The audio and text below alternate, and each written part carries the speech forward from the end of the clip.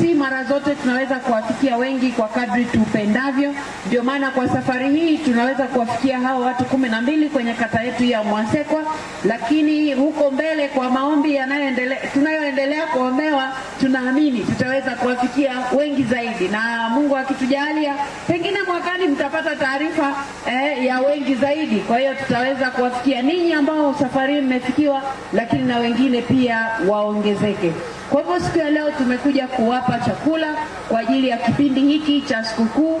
Nasema kipindi hiki cha sikukuu kwa sababu chakula tutakachotoa sio chakula siku moja. Kwa hiyo kipindi hiki cha sikukuu ili tutabasamu wote, lakini pia tukishawapa kila mmoja anapata mchele debe moja ama kilo 20, lakini pia anapewa na fedha kidogo kwa ajili ya kununua mboga ile siku ya sikukuu. Sawa jamani?